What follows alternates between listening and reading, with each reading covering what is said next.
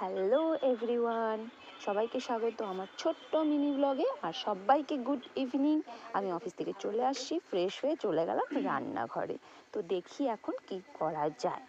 তো এখন একটু আমি খাবো লাল চা। তো লাল চা বানানোর জন্য নিয়ে নিলাম একটা ছোট্ট গামলার মধ্যে এখন দিয়ে দিব জল। এই যে জলটা দিয়ে দিলাম, দিয়ে একে একে চিনি, চা পাতা, আদা এসব দিয়ে চা বানাবো।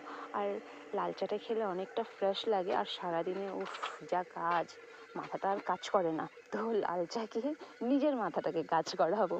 তারপরে গিয়ে ভাববো কি করা যায়। আর এই যে আমি একটা ছোট্ট আদাটাকে ভালো করে কেটে ধুয়ে নিলাম। তারপরে এটাকে থেতো তো না, এই আমার এইটা মেশিন, এটাকে জানি না কি বলে, এটার মধ্যে একটু ঘষে আদাটা দিয়ে দিলাম চায়ের মধ্যে। আর তারপরে চায়ের বলকটা উঠলেই তারপরে হয়ে যাবে চা রেডি। এই যে দিয়ে দিলাম চা পাতা। আর না, আমি বেশি একটা চা খাই না। আর যখনও আমি চা খাই আমি নিজে বানিয়ে নিজের মতো করে বানিয়ে খাই। আমি খুব লিগার বেশি ভালো পাই না আমি। আর যখন আমি লাল চা খাই তো সেটাতে আমার আদা আর গোলমরিচটা খুব ভালো লাগে। তো গোলমরিচ এখন সবাই খাবে বলে গোলমরিচটা ছিল না, তার জন্য আর আমি গোলমরিচটা দিলামও না। এই যে চা মুড়ি রেডি।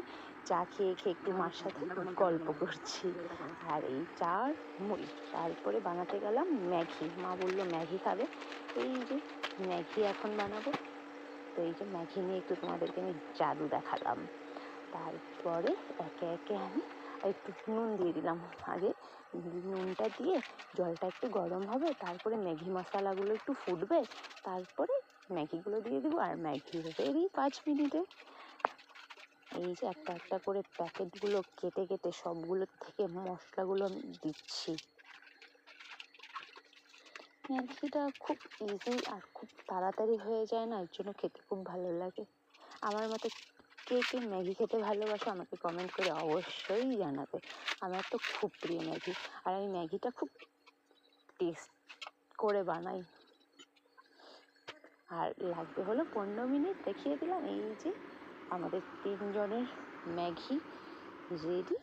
তারপরে এই যে শুরু হয়ে গেল খাওয়া। খাওয়া ছাড়া আর কিছু ভালো লাগে না, খেতে খুব ভালো লাগে। আর এই যে মার জন্য, মা বলে ম্যাগিতে একটু ঝাল খাবে, তার জন্য মাকে একটু ঝাল চাটনি এনে দিলাম। আর তো শেষ আমার এখানে ছোট্ট ভিডিওটা। যদি ভালো লাগে লাইক, শেয়ার, সাবস্ক্রাইব অবশ্যই করবে। আর যদি তোমরা ফেসবুক থেকে দেখে থাকো ফলো বটনটা দাবাতে একদম ভুলবে না। Good night.